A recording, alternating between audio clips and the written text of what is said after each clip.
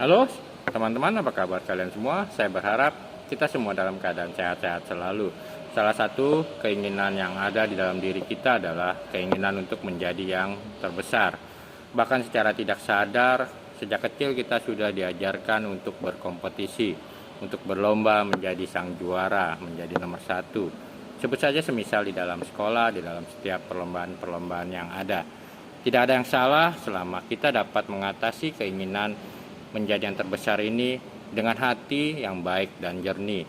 Karena dunia kita dalam hal-hal tertentu memang sebagai ajang kompetisi. Kita berlomba di dalam karir, dalam bisnis, bahkan di dalam kehidupan ini dengan nilai-nilai kebenaran yang ada. Seperti yang Tuhan firmankan, kita harus tulus dan cerdik di antara serigala.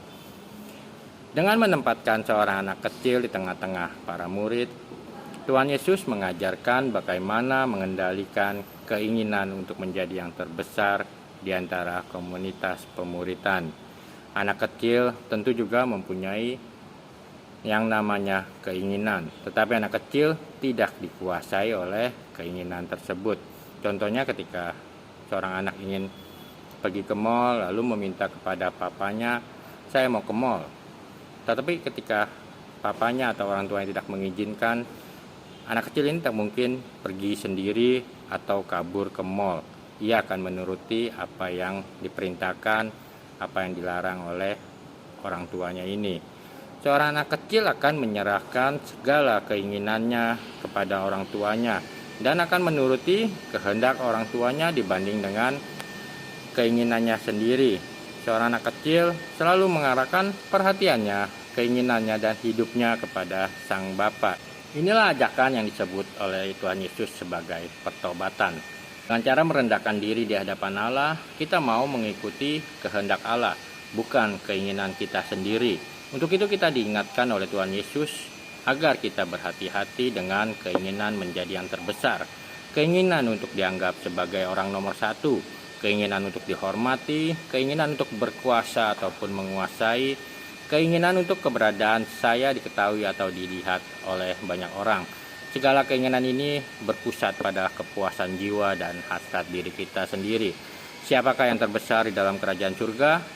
Yang terbesar di dalam kerajaan surga bukan karena pelayanan kita terkenal, bukan karena pelayanan kita dianggap hebat, juga bukan karena kita mendapat puji-pujian dari manusia.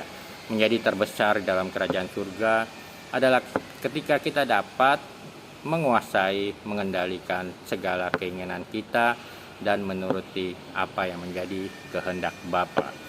Mengutamakan dan melakukan kehendak Bapa daripada keinginan kita sendiri. Sadarilah bahwa keinginan ini ada di dalam diri kita. Namun terkadang keinginan ini justru dapat menipu kita di balik setiap pelayanan yang ada. Jangan biarkan keinginan menjadi terbesar, membutakan hati kita, pikiran kita, hingga kita tidak lagi menempatkan Tuhan sebagai yang utama. Atau bahkan mungkin saja karena keinginan ini, kita tidak segan-segan menyingkirkan orang-orang yang ada di sekitar kita, memandang sebelah mata kepada mereka. Yang ada hanyalah ego kita yang utama, ego kita yang harus terlaksana. Semoga kita dapat melihat ke dalam diri kita masing-masing.